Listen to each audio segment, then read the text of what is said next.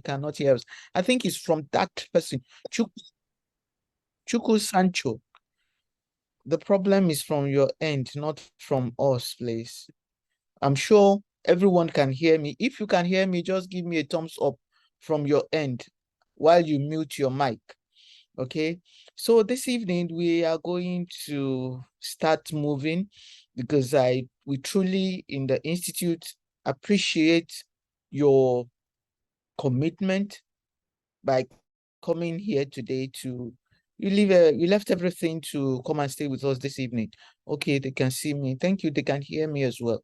Thank you very much for those who can hear me. So let's quickly go to our topic today. If you have any question, please put in the chat box. If you feel that you wouldn't want to waste our time wasting quote, because we are not wasting time here. If you feel that you want to keep the question for tomorrow, when we meet, we have the hybrid, you can please jot the questions down. Then tomorrow we tackle them very well. But you can stop me. There'll be no power failure, and we will continue from there. So thank you very much. I will start sharing my slides now, and I hope all of us will see the slide. When you see the slide, if you don't, just let me know by a chat. But if you can, I'm sure by now you should be seeing my screen. If you can, just the computer says you can see my screen. That's it opening up. Okay. If you can't, then let us know. But I'm sure everybody can see the screen now. So you are welcome to this session of our evening timeout together. And you wonder why are they asking us to come on the evening of a Friday when we should be relaxing from a heavy or hard week or whatever because of this petrol and whatever. And these two shall pass, never mind. So for those of us that are fellows and doctoral fellow, you see, what we are going to talk about tomorrow is still part of what we need to learn, but we don't want to put you together with members and associates and graduates. We believe that we should be a notch above others. So that is why we are here this evening, to separate the men from the boys. So what do we want to talk about today? We want to talk about developing executive presence in the workplace. Why are we talking about developing executive presence?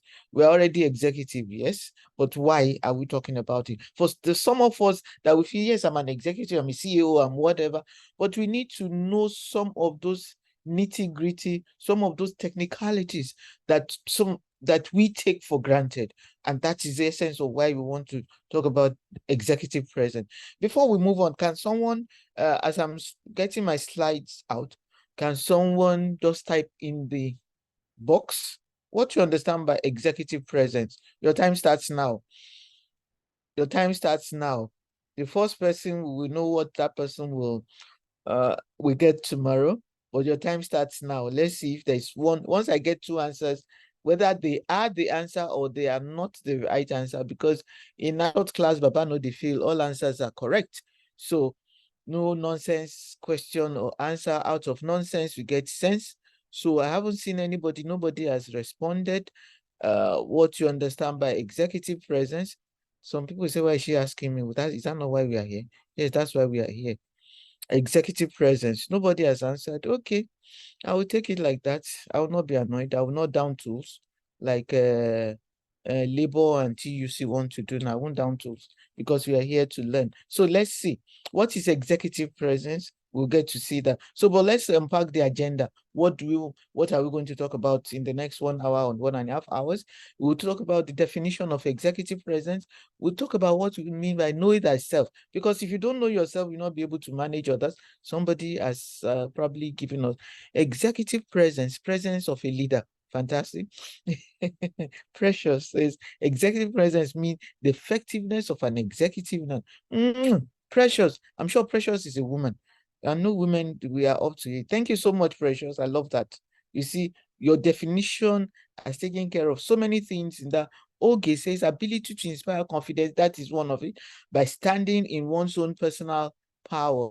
Fantastic. That is good. Very good. So that is fine. We will get to see. You see, between the two or the combination of the two, we got some of the definitions of executive presence. Know thyself. How do you know yourself? If you don't know yourself, you'll not be able to manage others. Okay, after now, thank you. I've got 3 answers. Precious, I'm a man. Okay. Okay, Precious, thank you. You are a man. Lovely. You are very precious. Yes, thank you. If you don't know yourself, you'll not be able to manage others. So then we'll also talk about the Joe Harry window. What is the Joe Harry window?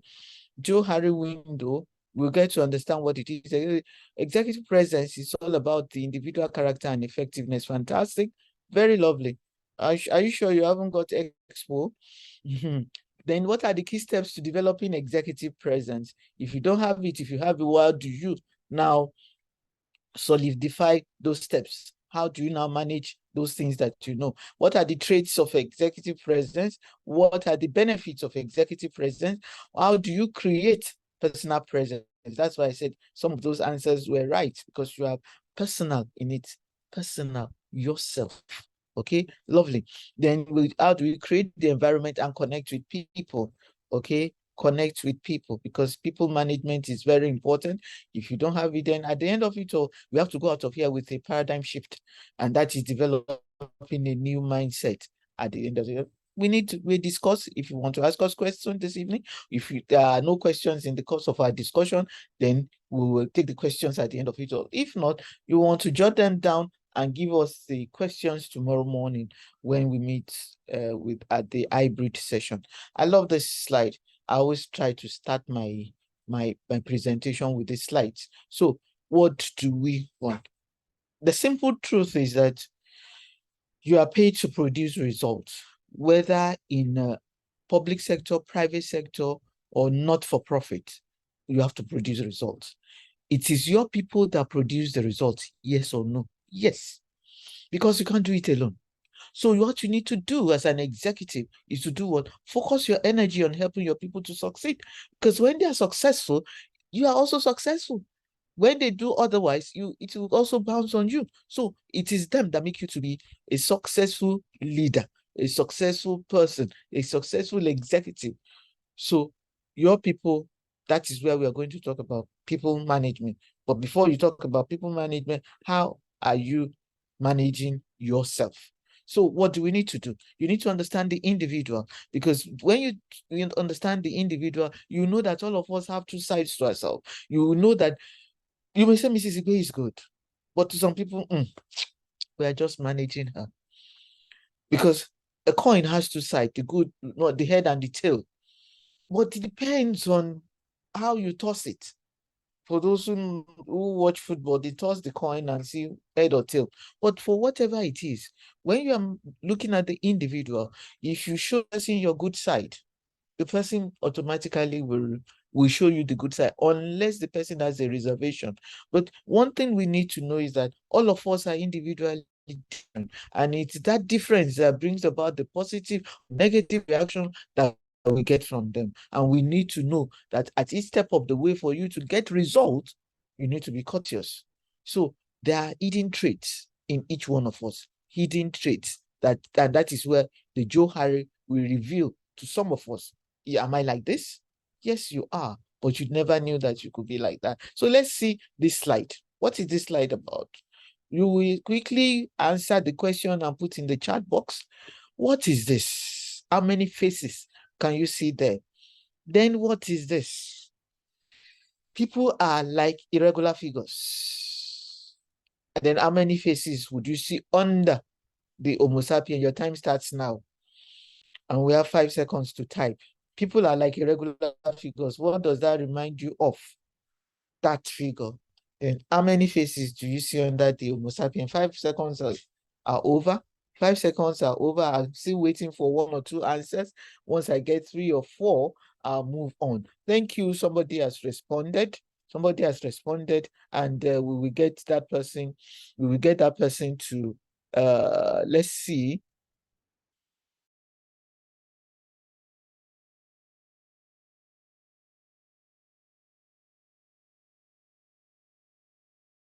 Two faces, correct. Two faces. Oh, amoeba again. Two faces, three faces, two faces, tibia. Three faces. You are close to it. You are close to it. Okay. You are close to it. Okay. Two faces, two faces, two face idibia. Three faces. Okay. No, we are more than three faces there. So correct the person that typed amoeba.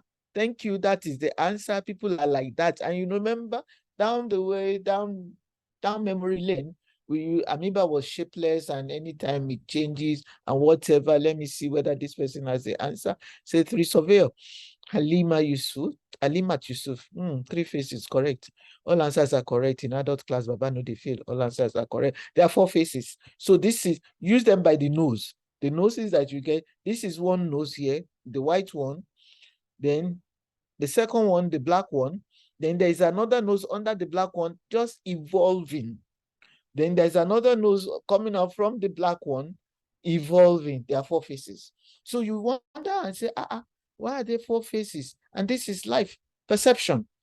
Perception. All of us look at it and say, oh, you jump to conclusion. Most of us look at it, what we call in industrial psychology, self-fulfilling prophecy. You look at it and say, they said this person is bad. Nothing good can come out from that person's camp.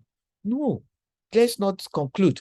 And that is what people always conclude when they see us as executive. They expect that you have so much loaded up there. And that is the essence, that when you say you want to, you're going to be giving the gown and the hood, the gown and the cap tomorrow, and you now say, people immediately they say you are a doctoral fellow. They expect so much from you. They jump to conclusion that your head is hot and you'll be able to deliver. You'll be able to give them solutions to some of the things. Are we ready? Are we ready to do this? And that is the essence of why we are here. Because we cannot, even when we ask them tomorrow, I say, are they ready? They will say they're ready. At what level? That is why we are here this evening. Executive presence. So what is presence? Presence is hard to define. But we know it when we see it, that this person is just it. I don't know, something just is telling me that this person can hold it. So it's up to you. So when someone walks into a room, people, at times, some people, when they walk into a room, you just see that it's not because they are flamboyantly dressed or whatever, but you just see that people just warm up to them. They warm up and they see that this person is somebody that we want to get along with. Heads turn. You might not have met the person before. It may not be somebody that you see on telly, a popular face on telly. No, but conversations open up to them. They just say, oh, come on over. And you wonder, what did they see? Even you that you are just coming in, you wonder. But these are some of the things. Presence is everything, the total packaging of you. So they're in charge of themselves and in any situation. So when they say, oh, come on over, they believe that you have something that they will get value from your conversation with them. So what is executive presence? Why do you need it? And how do we get it?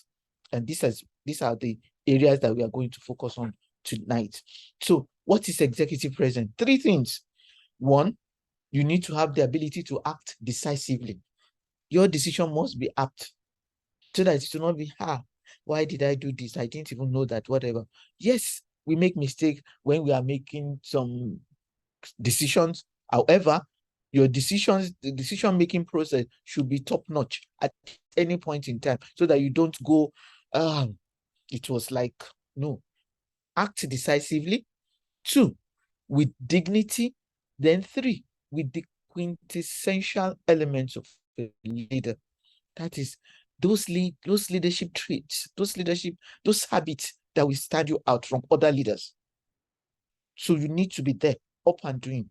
And as I said, is the total packaging of you from inside out and outside in.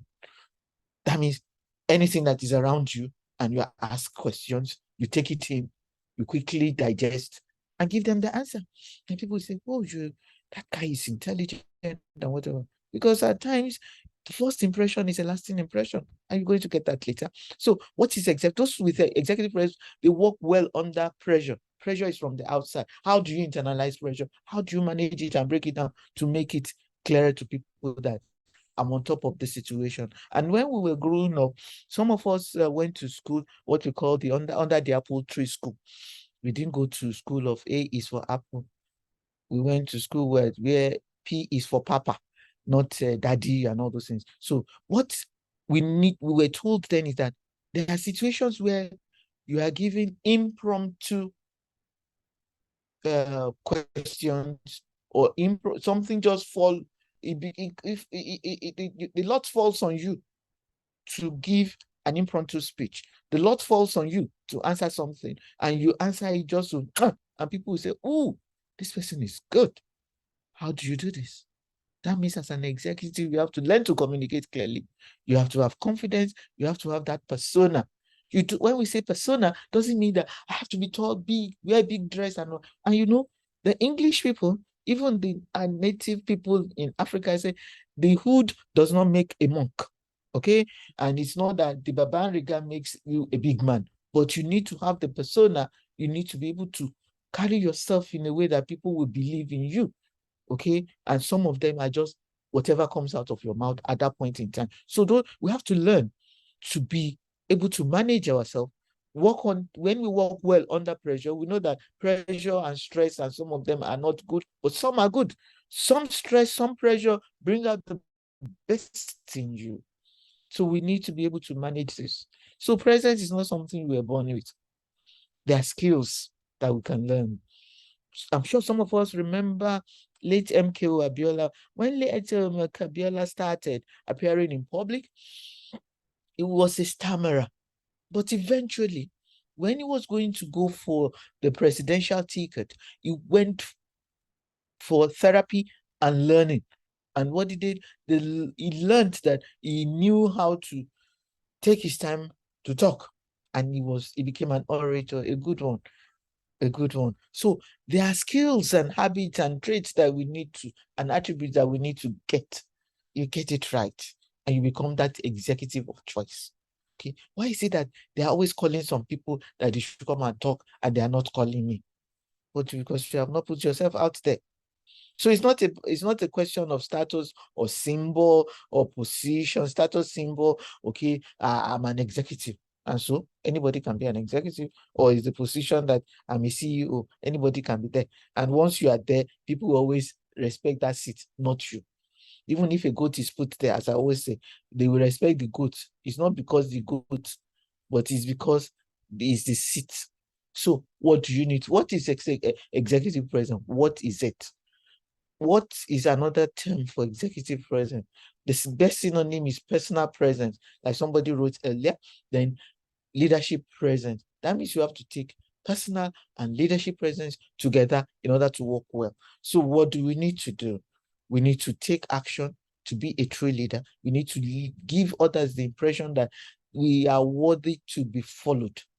Okay? We are worthy to be followed, and that we know what it takes to be that person that people believe in, and that they know that you can deliver.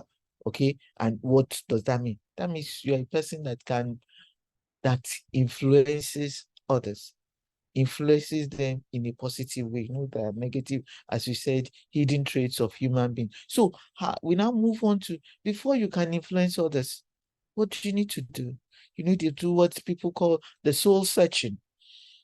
Know thyself. So it is said that the literate of this century, the century, the millennium, is not that those who cannot use the computer or whatever, those who cannot make up their mind, that means those who do not have the willingness to say, whatever I have learned, I am going to put into action. Whatever I have done, I totally agree to call it. Thank you very much. That's Chuku Sanchez. Yeah. Thank you, Chuku. That whatever you want to do, you look at yourself, as people always say, I am not a motivational speaker, I'm a relationship manager. You want to look at yourself and say, what did I do well yesterday? Am I in competition with someone, or am I in competition with myself? I want to be better than yesterday. So what do? You go for it. How do you go for it? Self-improvement programs. And once you start going for self-improvement program, anytime you find yourself, you just see yourself ahead of others. And people wonder, some people that are not up to it, they say, the person is just doing shakara or yanga or buga, or what do you call it? No. So, but for whatever it is the willingness that you will take you there. I'm going for self-improvement, but Are you willing to pay the price? And some of the that is one of the prices that we're paying today is being here this night. Some people are out there, Friday, they are there. 1769, they are there taking a bottle of 1769. They didn't tell me to advertise for them, but you know what 1769 is. So you need to now understand. Put yourself out there that you are going to be a leader. Put yourself out there that I need to improve on myself to be able to lead others. So identify your emotional state. And how do you identify your emotional state? Simple. Develop your emotional intelligence. Develop your emotional intelligence. And once you're able to do that, nobody will get you.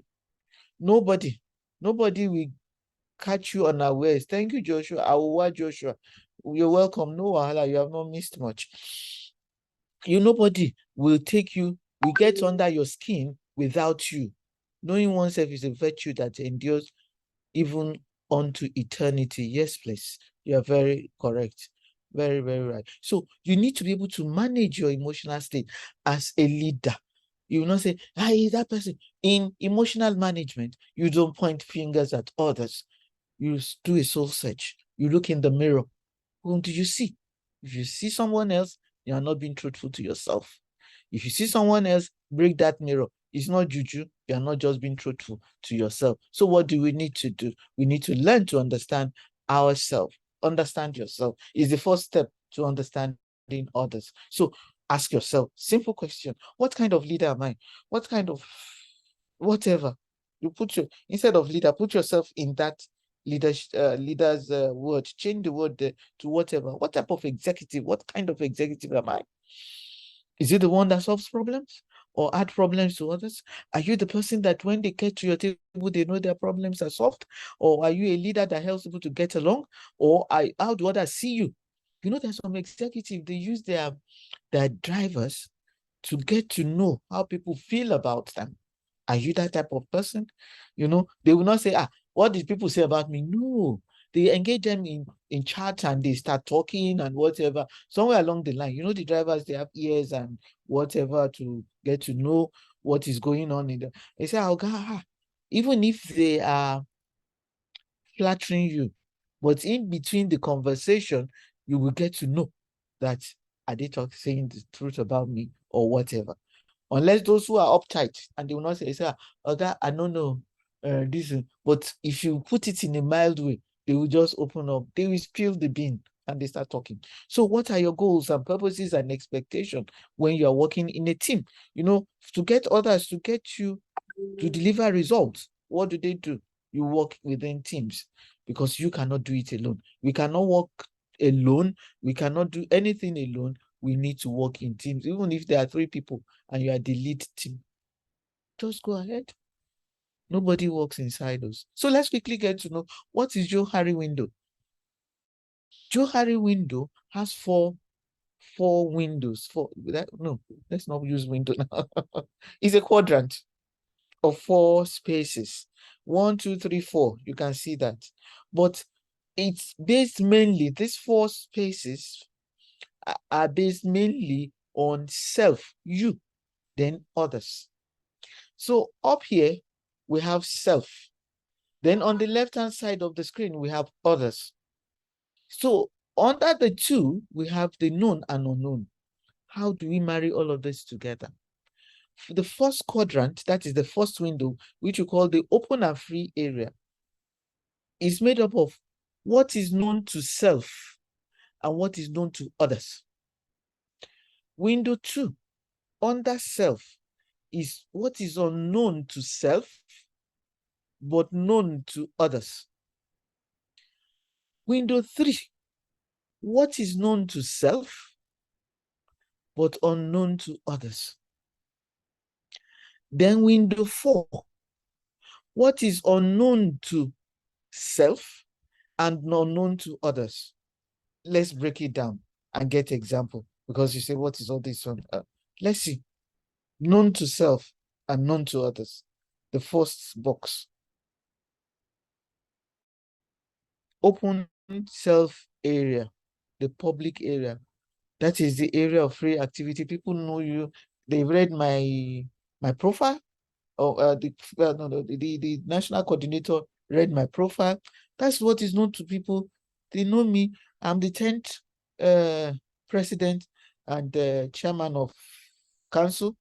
I was there the 9th council, now 10th council. What else? What else? She's married. She's this, she's that. That is what the world knows about me. And I know that about myself. The second one, what is unknown to me, but known to others? That is the blind self. Me, unknown to me, but known to others. I'll give you just an example, then you get to understand what this is. One of my colleagues, I didn't know that what he said that time, I didn't know it before. At that point when he said it, that was when I decided to take a soul searching of myself. What happened? He called me one day and we were just talking. I didn't know. He just said, Mrs. Igbe, do you know you are a calculated risk taker? Honestly, before that date, I never knew that about myself. When he broke it down, since that point, it was a turning point for me. Even if I was doing it unconsciously before, I started making it a conscious effort to know that about myself. Okay? It was unknown to me, but known to others. Maybe some other things that somebody has not brought up, but I never knew I had that trait, but it was unknown to me. At that point, I started doing a soul search and I knew that, oh yes, I started thinking about what I used to do and how I used to do them. So it affects your decision-making process. 3, this is an area. What is known to ourselves but kept hidden from others? Hidden self. Not blind, hidden self. What is known about ourselves, but you kept it away. Okay, kept it away. And an example is, let's take a good example. All of us have read about that woman that returned $70,000. Hey, many of us can do that. I tell people, I say, hey, if they put 1 million in one place and switch off the lights and somewhere I can hide part of it, then people have said that, no. Mrs. Igbe, put her in the middle of an ocean of dollars, she will not touch it. I'm not saying I'm like that. I'm just giving an example.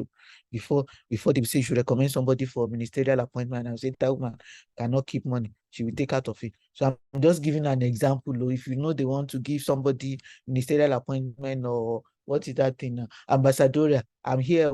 Okay. So, but what is known, what I know about myself, but I hid from people. So let's look at it. So, and now they kept me in the middle of, in the ocean of dollars. And I just found a way of where I can put some here and there that somebody has written something. Let me see what that person has written. We will nominate you, but thank you, Susie Adeleye. Thank you. I know somebody will react to that. So, and they now said, okay, she will not touch it. But me, I know that it's tempting. I will take out of it too. But that is known to me, but unknown to others. But I kept that away. It is what I want them to see, that they know about me.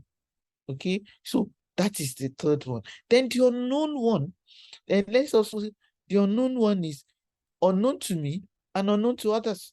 What does that mean? I didn't know I could do it. Others people didn't know that I could do it. So it's both of us, the east side of the divide, they are unknown. An example is a house is on fire. A house is on fire. Then all of us were in there, and you look at me and say, that woman, she's an old woman, we have to help her. Let's look for ladder and whatever so that we can quickly scale the fence and whatever. Before you say fire, Mrs. Igbe has scaled the fence and she's out on the other side. By the time others found their way to the outside, they say, Mrs. Igbe, how did you do it? I say, honestly, I didn't know that I could scale that fence. But it's a matter of what?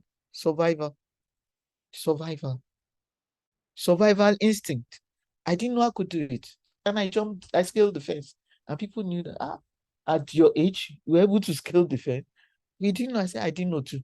It was just survival instinct. These are some of the things that, even as an executive, that some situation you see, it's not the panic mode, but it's that survival instinct that will make you to take the decision. And you don't say, I didn't know I was going to do that.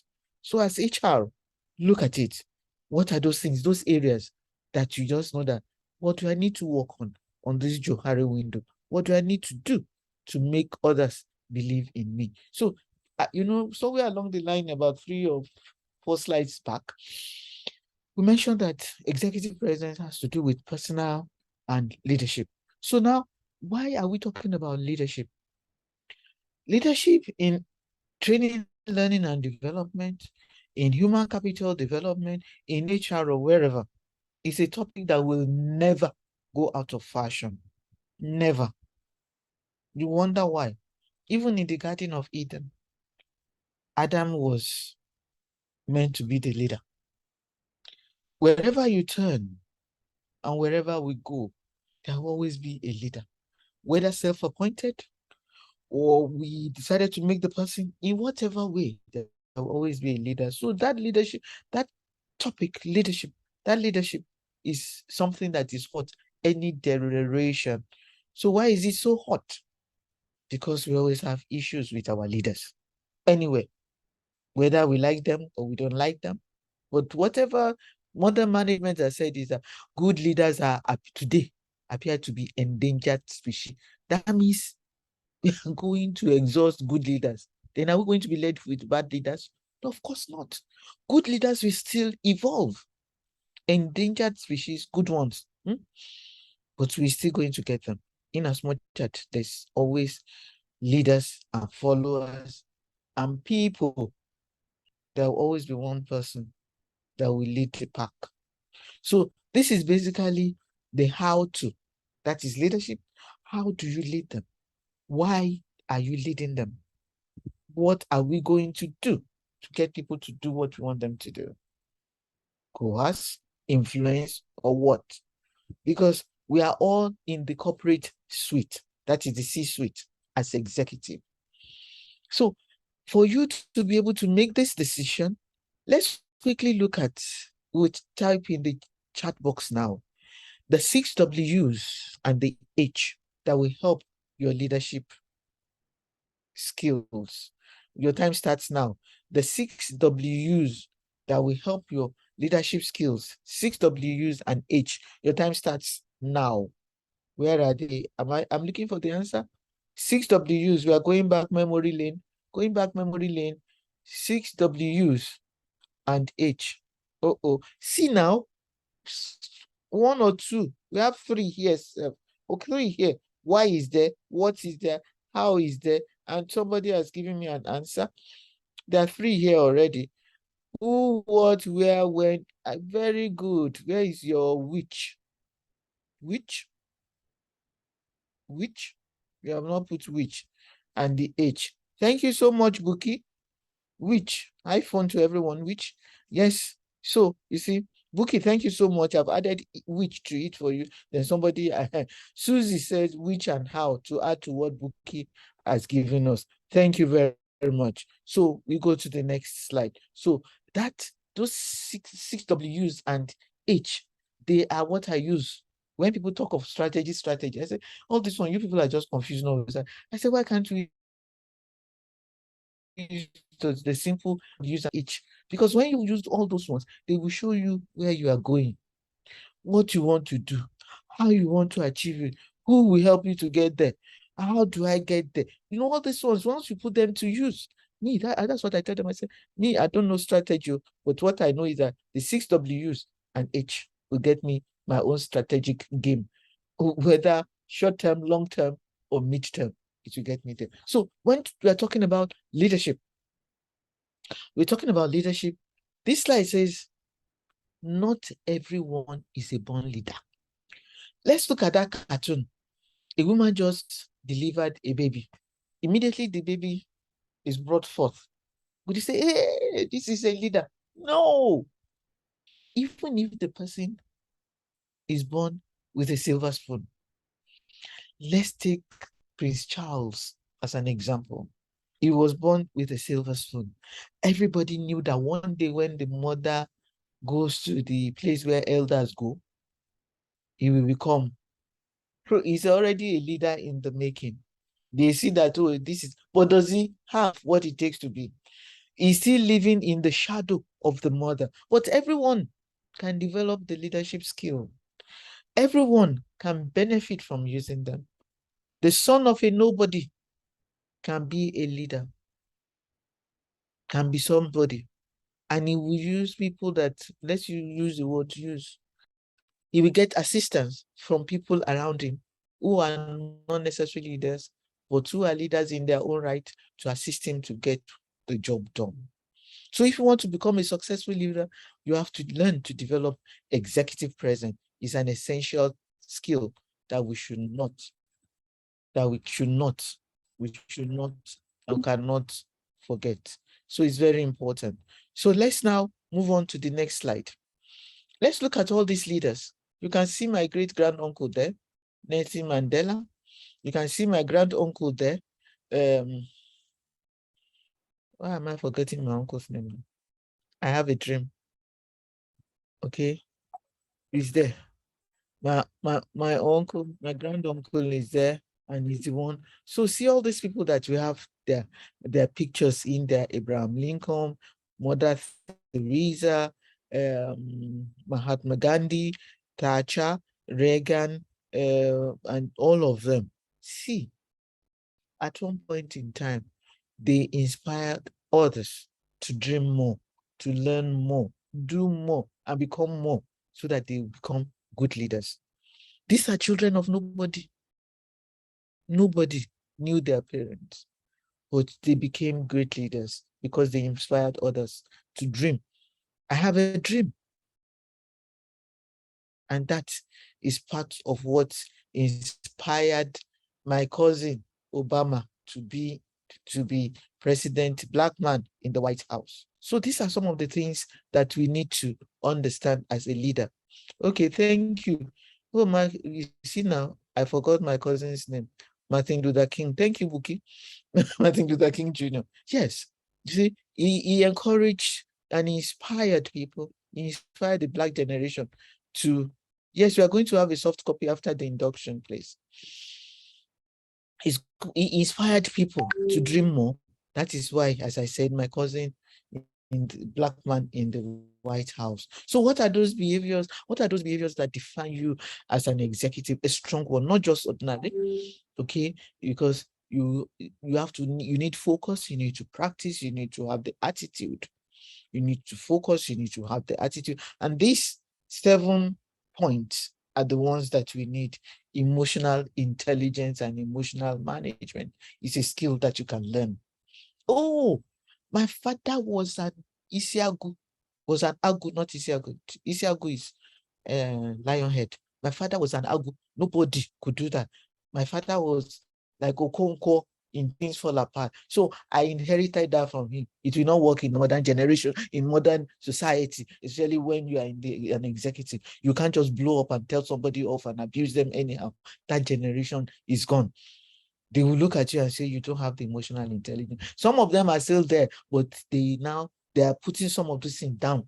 They cannot use that, especially in the era of human rights and whatever. So you need to manage your emotions very well so that people will assist you to deliver. Then the other one is public speaking. Some of us, before we get to people, the butterfly will be flying. Will not be, what do I say? How do I say? Even when they write the speech for some of us, to even read it out will be wahala. So what we need to do, we need to practice. You see, after focus is what? Practice. Know your deficiencies and practice. Public speaking is about practice. Okay? Practice. Then learn to communicate, to connect. How do you communicate to connect? Your writing, your speaking, your body language, which attitude is part of it. This is part of communication. You can walk into a room and your body language has already put some people off. You see, that person has an air of whatever around him. Before you know it, like when they have executive president, say, oh, come on over, join us. Some people just say, you want to even come? They say, oh, see you later. And the discussion stops. It is said that some people, when they get into a room, they bring light. When some people leave the room, that is when the light comes. So it's very important. Learn to communicate in order to connect. So the quiet confidence, don't make noise about it. You will be spotted. Then you need to have integrity as an executive. When your yes is yes, people will respect you. Integrity, they don't have, when you say good morning, they don't have to go to the window to check whether it's morning or night. What is your signature style like? Part of it is integrity. Part of it is emotional intelligence. Part of it is what? Your ability to get to a place in time management and all this will stand you out to be an executive. So what do we need to do? We need to learn to be a better leader. All these are skills that we need to get there. If you ask question, please put in the chat box. So let's now look at the 7 key steps to building your own and enhance your own emotional, executive presence. I love emotional intelligence very well. So one thing that we need to have is to have the vision and articulate it. Where do we want to be in the next 1 year? Now that things are bad, are we going back to the COVID era where we work from home? What will it be? Will it be 40-40-20? 40% of the workforce will come to work on a certain day, another 40 on a certain day, then 20 will come in order to do whatever. How do we manage it? What vision do we have? Where do we see ourselves in the next 5 years? And how do we articulate this to the workforce as HR? How do we understand others? And how did they experience us? Then you need to build your communication skills. There's no, at every step and each step of the way, you need to build that communication skills. It's something that we cannot just say, I've learned enough. You need to hone that skill to continually build your communication skills. Become an excellent listener. Because some of us as executives say, okay, that's enough. I've heard enough. I've heard enough. The best is yet to come. But you have cut off the person. You have cut off the person. So we have to learn to listen. That's why they say God gave us 3 ears to listen and 1 mouth to talk less. So we need to. And what we need to do is that how well am I listening? Because listening is an intellectual ability. Hearing is a biological function. If a child does not hear, so it's not right for us to say, I cannot hear you. Then now, how do you know that I'm talking? Okay? It doesn't mean you heard, but it was not whether audible or whatever. God gave us the tool to hear and listen well. One thing we need to know is that listening is an intellectual ability for you to decipher what is this person talking about as an executive. Hearing is a biological function. If you cannot hear me, then you need an ENT. So listening is very important. So you need to cultivate your network and build a political savvy workforce. Your network is your net worth, because you never can say the people you are going to touch in the course of your job as an executive. One thing that we should know about network is that if you want something, it is said that you are not more than 4 steps or 4 people away from that your destiny helper. You should know number 1, number 2 people before you get to that person that you want to get to. I'll give you an example. I just returned from Abuja yesterday. We needed to see the clerk of the house. We didn't go more than 2 steps. 2. And we got to see him. We wanted to see the secretary to the National Assembly Public Service Commission. We just got 1 step and we got him. So if you get beyond 4 steps, watch your network. Watch your network. You are not making use of the people that will help you, that will assist you to get there. So build a political savvy network. When you talk of political savvy, people say, I don't play politics. We are not talking of PDP, SDP, what are the other one, APC and all of them. No, even at home, there's politics. Man is a political animal. Build a political survey. Ride the waves. Ride the tiger, but don't end in the belly of the tiger. That is playing politics. Play it well, because you may need them in the course. You may need those people in your network to get to where you want to be. So learn to operate effectively under stress that will help you to deliver, and make sure your appearance is not a distraction.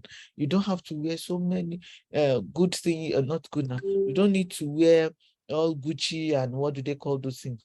Gucci and all those things. What do they, I don't know.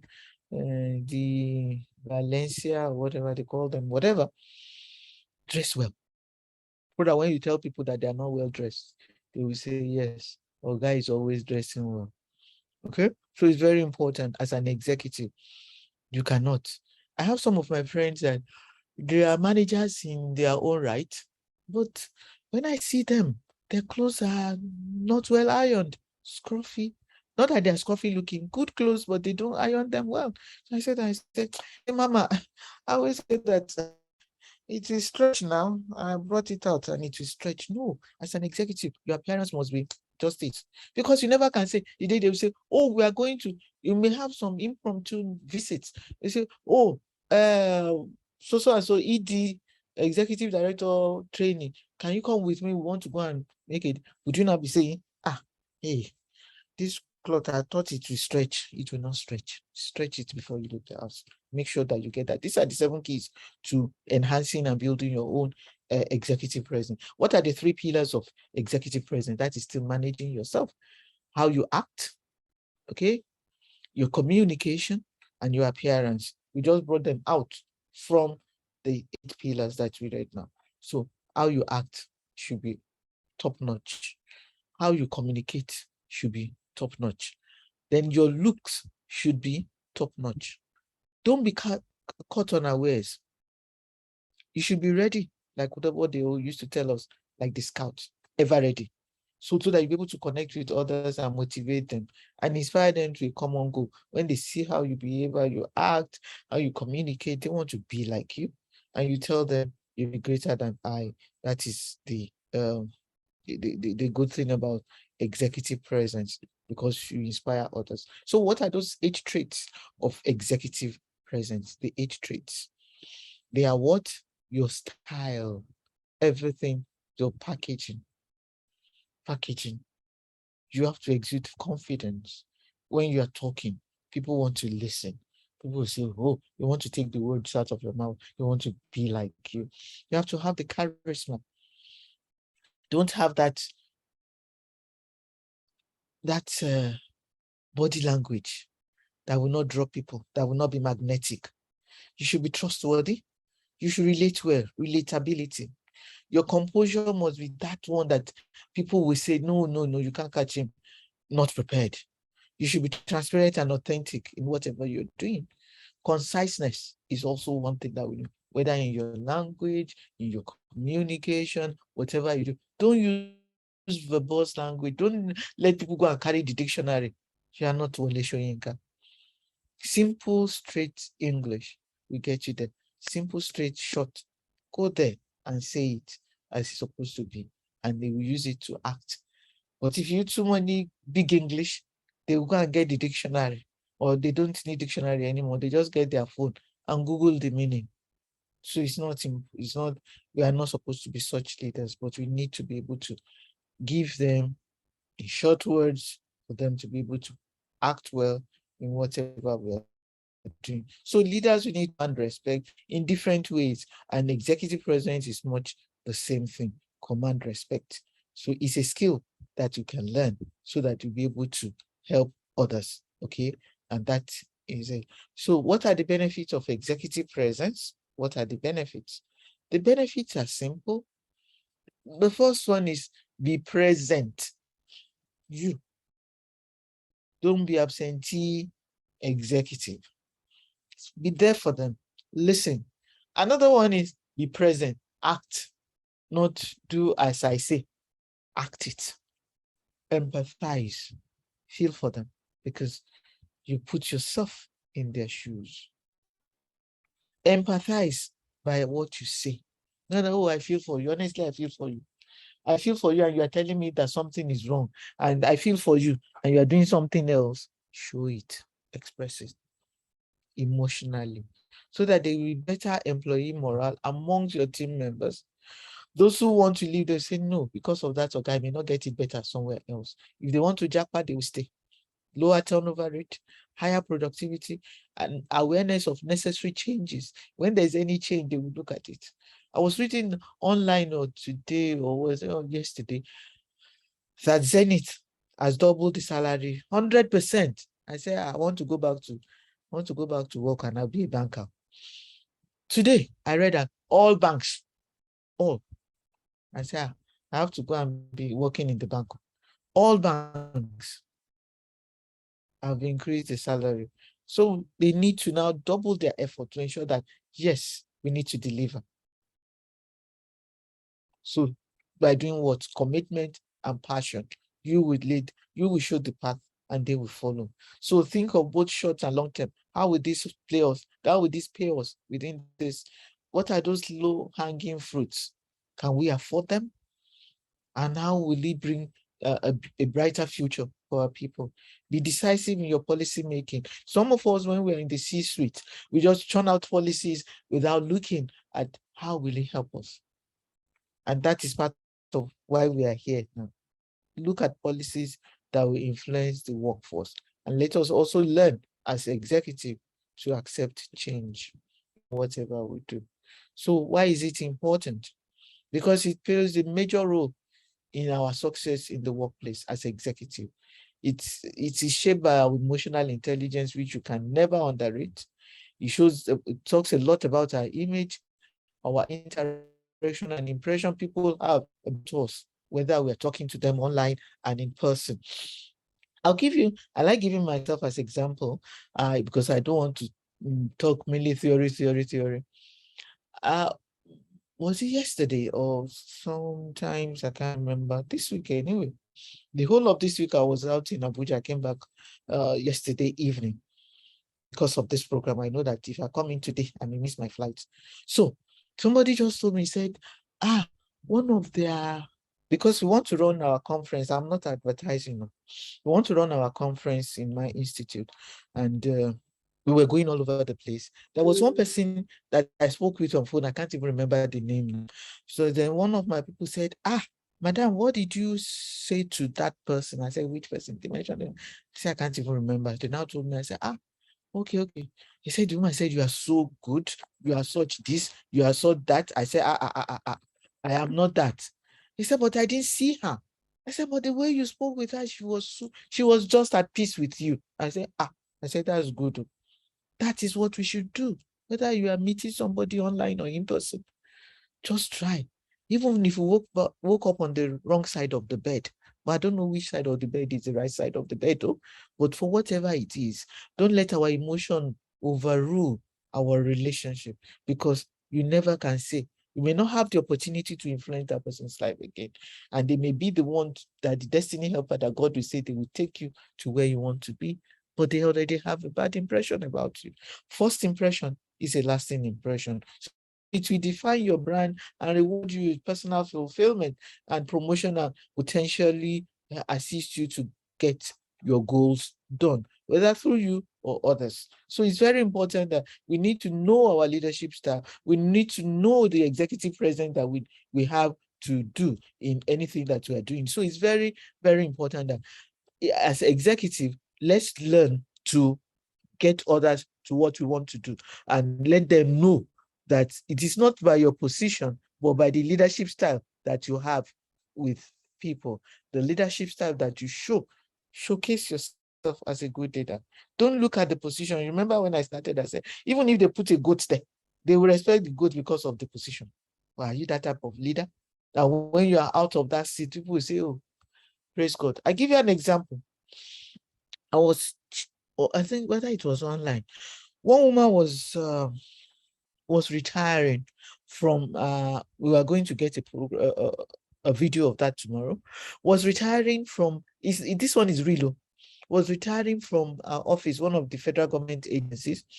You know, when she was going, I don't know whether they've done that before, they kept it aside. When the day she was leaving, what did they put?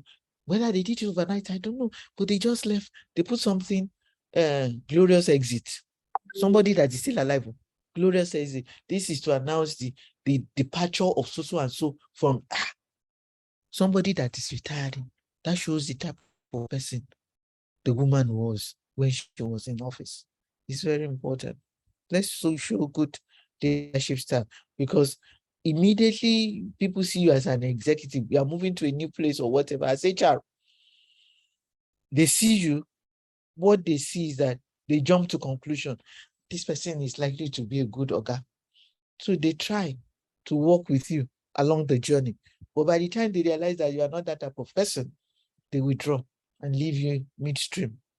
So as with when you are an executive, and especially when you have the doctoral fellow and the fellow of the institute, people will jump to conclusion that your head must be hot, not hot doing negative thing, hot with knowledge that you want to share.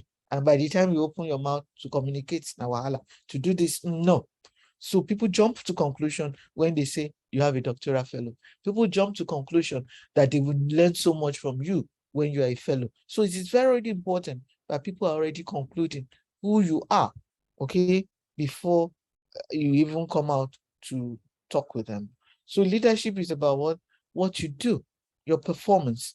Your presence is who you are. So you need to combine the two, performance and presence, so that there'll be profitability. And profitability is not only the profit in terms of money, but money may be part of it. But what value are you bringing to people's life? So because we need to be able to make our team members valuable members of our team. So we need to now talk about how do we define our personal executive presence. One, you have to have a positive mindset. Two, you need to redirect your focus if you're not doing it well. Remember, we said when you look in the mirror, whom do you see? If you see somebody else, break that mirror.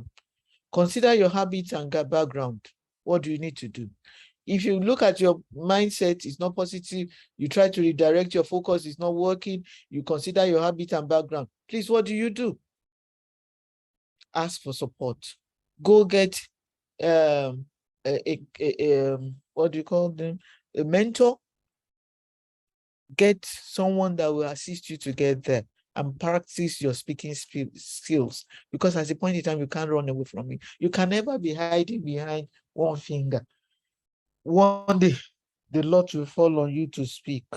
How ready are you? So you need to observe others, learn from those you hold in high regard, mentors, you show your body language, invest in learning tools. That is why we are here. Thank you so much for joining our group. Not group like that, the institute. Get a coach. And that is one of the reasons we are here. We are going to be enlisted on the Telegram group tomorrow. And there, you can ask us any question. You can get a coaching there. You can ask any question that is related to, we are not Google. Cut personal presence. Remember that we personal presence and leadership presence. One thing starts, then we move to the higher level or higher ground. The first level of executive presence is personal presence. You, personal, a genuine character, your relationship on know-how, not who you are. It is how you are. Personal presence, you go to leadership presence. From there, you now graduate to executive presence. So you should be able to work on this. That is why we say, know thyself, personal. Leadership will move there. Then by the time we cap it up, you see, how am I? What do I need to do? What are the paradigm shifts? How you are.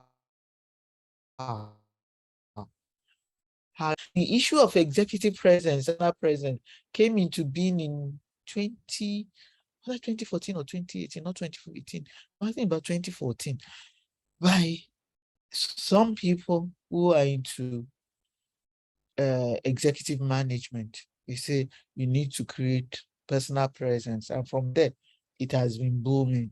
So if you want to know more about this, just Google this book. Once you Google it, you will not get everything. We just give you a taste of the pudding. Then if you want to buy, you pay dollar for it. So in essence, executive presence is that they didn't tell me to advertise, but it's very important that we know what personal presence is all about. In essence, executive presence is the level of your ability to lead a group. So you see the essence of leadership in there. It is measured by your likelihood that will they follow you and your direction, and how will they view you across the team. They will look at it at what value am I getting? Am I ready? Am I a good leader? What is it that they want? Where are you leading us? That is the essence of executive presence. From personal presence, I will get there. So what does building your capacity, what does it look like? You have to look about the future. How do you manage the future? You nurture it. Your leadership skill should be top notch, as I said before, and it's in everyone. Anybody can be an executive, can have leadership skill. Okay, that is the essence of what we have in bottom-up approach. We are going to talk about that tomorrow. At that point in time, when you did that thing, you were the leader. You were the leader. And that's the story of one team like that. They said, oh, we are going to dig a trench from here to the sea, and it shouldn't take us more than 2 hours. Okay, so they didn't tell them the direction. They said from here to the sea. So the leader said, oh, I think the sea is to the right. They started digging. By 3, they had not finished. But they said this thing should not take us more than 2 hours. From 8 o'clock, before the sun reaches the head. The man looked around and he saw a tree. He climbed the tree and he saw the sea to the left. At that point, when he climbed the tree and he shouted, we are going the wrong direction. So he shouted and they started digging. In less than 2 hours, they got to the sea. At that point, that man became the leader. Bottom up. We are going to talk about it tomorrow. So you provide an enabling environment for people to get there, be flexible, and look at change. At each step of the way, change is always what is constant. So where does it start? It starts with you, the man in the mirror, in the classroom, like where we are today, in the workplace, wherever we find ourselves. Our leadership attitudes, behaviors, and quality start with that. Look at it. And staying ahead of the game, it starts there as well. If you want to stay ahead of the game, you need to have executive presence. So how do you master it? You have to have a trust-based relationship. If people don't trust you, they won't believe in you. You need to believe in your team members and say that we need to work in teams because I can't do it alone. And you need to inspire others as leaders, because when you inspire others, you make them do more, you make them stake more. They will get there. They will be the champion of your dream and assist you to get what you want to do. As executive, we need to have a trust-based relationship. And this is a universal principle of trust.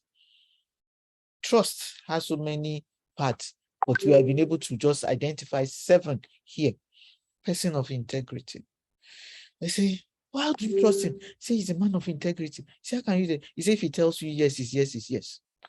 If he says good morning, I don't have to go to the window to check whether it's morning or night. I respect him and he respects you. He's honest, he's fair in his dealings, he's service above self. Okay, he's kind, he contributes. You just keep saying all those adjectives to qualify the person. Is it all we talk about trust? You say yes, this person is just there for us. So it's very important when we're talking of trust. Look at it. What do we need to do? So we want to talk about trust through this story. Let's quickly take this story and you will see the essence of trust. Trust is something that permeates your family life, your life with others, and in the workplace, wherever it is. So let's look at trust. Trust is a very important factor for all relationships. When trust is broken, it is the end of the relationship. It's like a glass. You can't get it together. Lack of trust leads to suspicion. Suspicion generates anger. Anger causes enmity. Enmity may result in separation. A telephone operator told me that one day she received a phone call. She answered, "Public Utilities Board."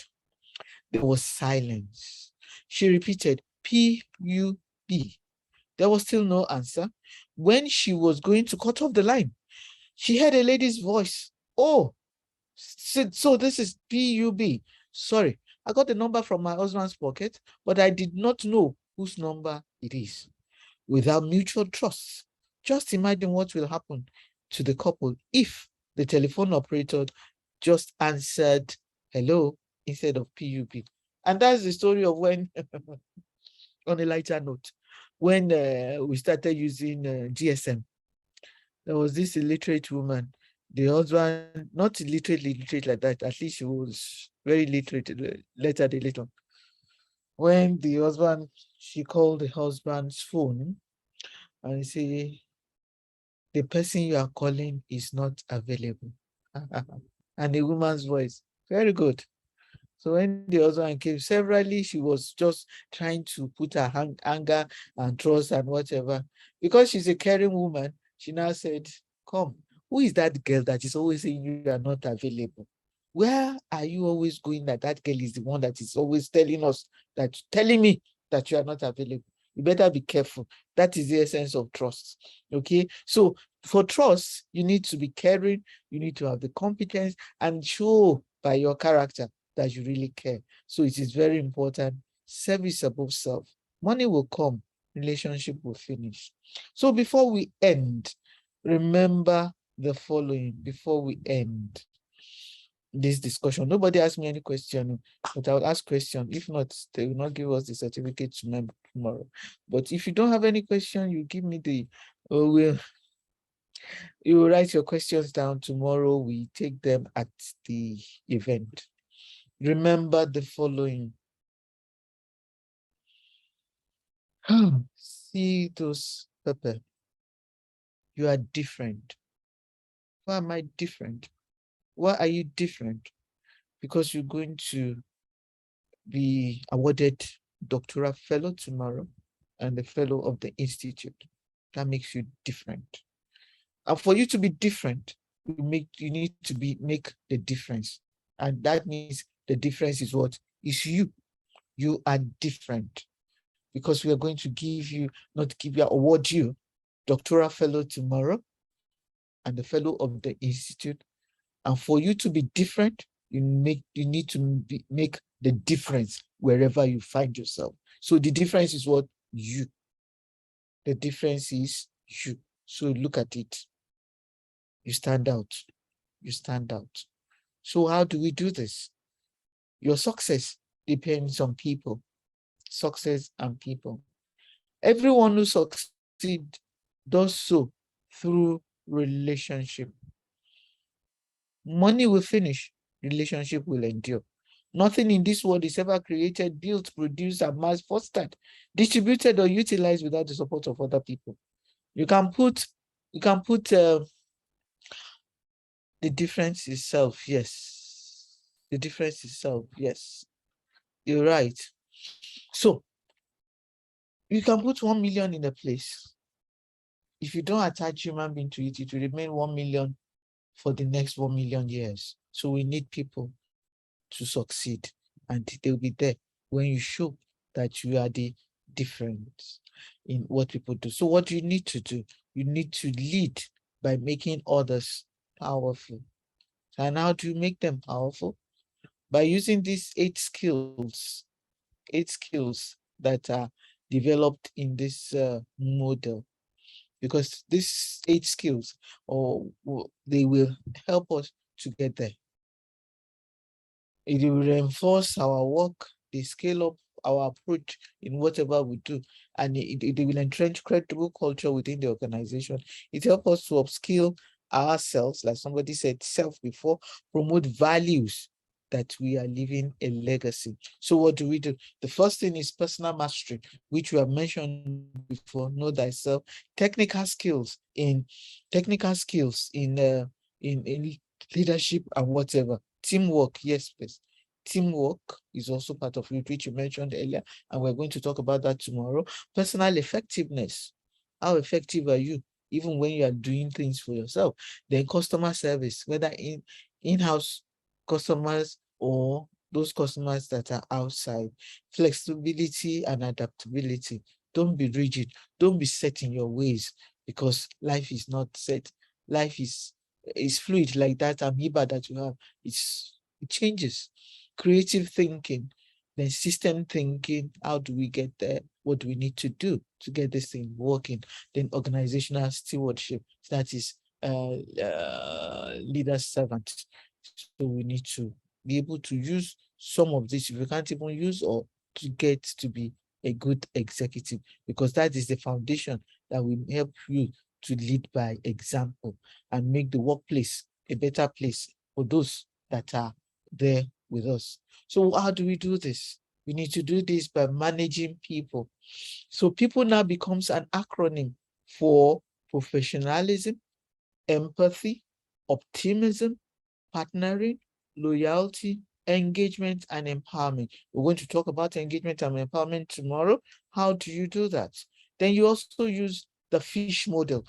FISH is now an acronym for you feel for others, you involve others in whatever you are doing because you can't do it alone. You speak to people and see from their point of view, then hear them out. This is what we mentioned when we talked about listening in our communication skills. So when you are managing people, remember the rich also cry. The blood that flows in you flows in them. So we need to move out of today's session and tomorrow's session with a new mindset. And what are the mindset? Watch your people grow or see them japa. They grow, they see them go, they'll go. Because they believe that if you are not there for them, then you are against them. So they move. They move. Just feel that you don't have their interest at heart. They go. That when we leave the organization, they will join my salary to your own, which is not possible. Two, so train them, mentor them, coach them, and counsel them in order to close the performance gap. What you want is that the performance should be better, so that there'll be productivity, so that they also upskill or broaden their skills, so that they'll be able to close the skills gap or performance gap, so that everybody will be happy for it. So what do we need to do? We need to retain talents, like we are going to get tomorrow. You retain talent to be able to get business success. You have spent so much training them, but they move away. So let's retain them. So finally, as an executive, what do we need to do? Stand up to be seen, talk to be heard, sit to be noticed. For life is about not only finding yourself, it's about creating and recreating yourself. All this are the essence of executive presence. Get away the, what do we call that thing now? The excess luggage that is not helping you to move as fast as you want to. It's not helping you to achieve as you want to, because people are not looking at you as an executive. So what do we need to do? We need to reinvent ourselves. We need to focus on people and everything around ourselves, so that we will now see the essence that we need to develop new skills, show people better way, for we are not going to give room for the what do we call it now? Give room for those good leaders that are going extinct. No, it is time for a new generation of leadership to cope with new problems and new opportunities. For there is a new world to be won out there. Once you get you are awarded doctoral fellow tomorrow and the fellow of the institute, there's a new world waiting for you out there. Remember this. Remember it well. And this is, in conclusion, first impression is a lasting impression. You may not get an opportunity to unwind or rewind or to undo what has been done. Remember the 1 minute elevator opportunity. That is where some people make it. You enter an elevator and you see somebody say good morning and good morning, that the person is going to get out of the elevator on maybe the second ground or level. I say, oh, tell me about yourself. 1 minute opportunity. How would you handle that? You never can say who will recommend you. You may not have a second opportunity to change the lasting impression. First impression is a lasting impression. With our doctoral fellow and fellow of the institute, be out there, win hearts and get there. So the question is, are you wired to make that impression? to connect with people, to make your network, to get your network to work for you. Are you wired? Yes or no? Give me a thumbs up in our chat room, in the chat box, so that I'll know you are wired. Yes or no? Are you wired to connect? Wired to connect? Yes. Sovia Alimat Yusuf, thank you very much. Yes, I am. Nobody is. Precious is. Omoetod is ready to connect. Oh, sorry, he's ready to connect. David is also ready. Organi Richard is ready. So we are all ready to wired to connect. Because when you look at that picture there, Jonathan is too. You see, that is what we started with when what do you call it now? Internet started. That LAN wire that you push behind your laptop to connect to. Now everything is internet wireless and all. These are the wire you need to connect. It is said that the shortest distance between two people is a smile.